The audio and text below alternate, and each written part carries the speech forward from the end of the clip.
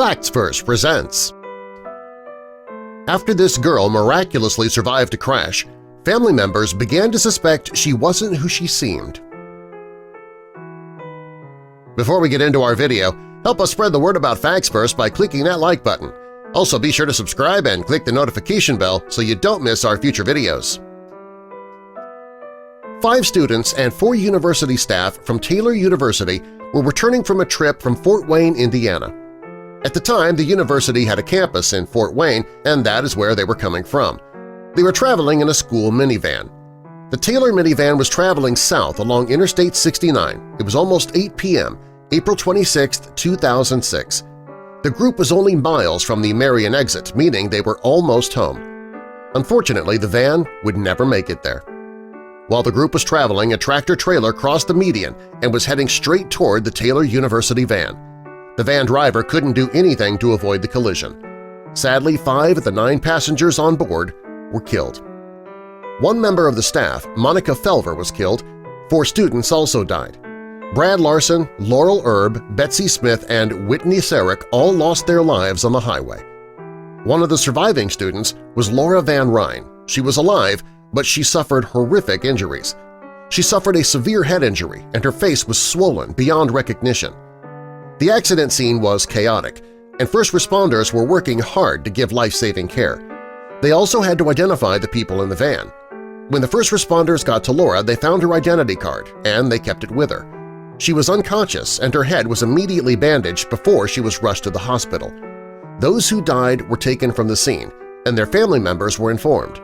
Because they had their ID cards on them, the police didn't require in-person identifications. Whitney Sarek's family chose not to identify her body in person because seeing their daughter injured so severely would be more than they could take. Whitney Sarek was an 18-year-old girl from Gaylord, Michigan. She was a freshman at Taylor, and her family was beyond devastated when they were told that she had died in the crash. Her parents planned their daughter's funeral, and an estimated 1,400 attended. Whitney's sister provided the eulogy. Laura was in the hospital fighting for her life while her family stood by helpless. Her injuries left her in a coma, and she was unable to communicate with those around her. Her face was bandaged, badly swollen. The university president, Eugene Habecker, went to the hospital to see Laura and to offer his support to her parents, Don and Susie.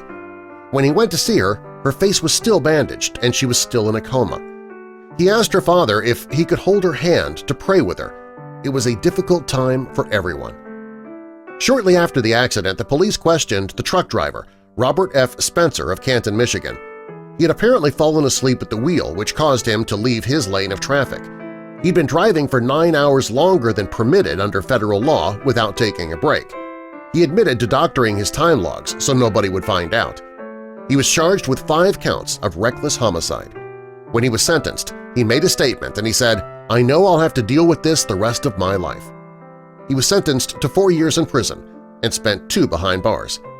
After several years, Jeff Larson, whose brother Brad died in the accident, found forgiveness in his heart for Robert.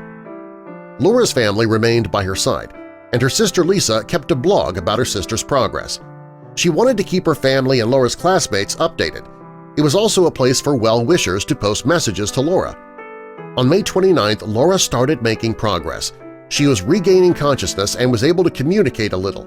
After 5 weeks in the hospital, Laura's family made a shocking discovery. The hospital staff had been calling her Laura, and they had heard her trying to say something. They couldn't understand her, so they gave her paper and pen to write what she wanted to say. On the paper, she wrote, "Whitney." The woman in the hospital wasn't Laura Van Ryn after all. It was Whitney Sarek. The 2 women had the same color and length of hair, the same complexion. They were the same height. Because Whitney's face was so swollen and bandaged, Laura's parents had no idea that it wasn't their daughter. Whitney's family chose not to identify their daughter in person, so they had no idea that the girl that was buried wasn't Whitney. Because the cause of death wasn't suspicious, an autopsy had never been performed. Whitney's family was thrilled that she was alive, but of course Laura's family was devastated.